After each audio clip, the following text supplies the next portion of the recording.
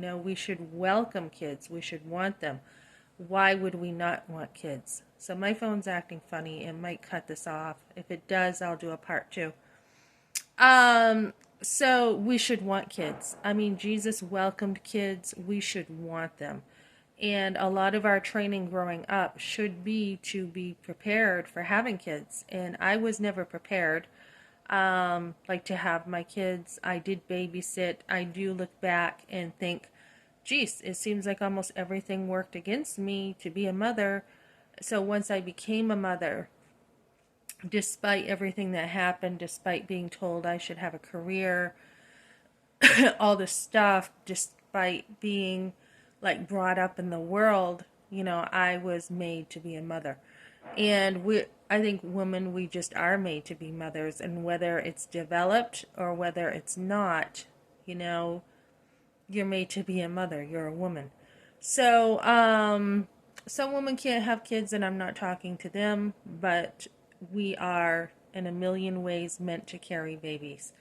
So, when I had my firstborn son, well, my life had already changed. I talk about the abortion, forced abortion, and I just was like, here was my life changing. Like, boom, I had just worked at a salon and graduated in hairdressing school with my firstborn son. I was like, I don't think we can have kids. My husband and I thought we couldn't. I thought God was punishing me from that abortion. And here I am getting ready to almost graduate from hairdressing school, and I'm pregnant. And so I finished while I was pregnant. A lot of people think they can't finish school when they're pregnant. That was one of the reasons why my parents wanted an abortion, is because they wanted me to have success and finish school in life. So here I am, hairdressing school, and I graduate being pregnant.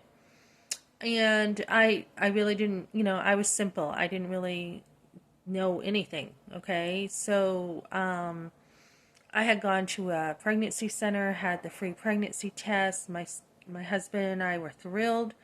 Um, and then, as I had asked God to forgive me for whatever part I thought I had in the abortion, hearing God forgives as far as the east to the west, and having that being put on me without even understanding everything, I knew, it was a process of coming to know God through my son. So, um, I worked at a salon, and there was this Christian, Carla, who was like invited me over for a picnic, and there was a Bible study, and I'm like, these people are weird.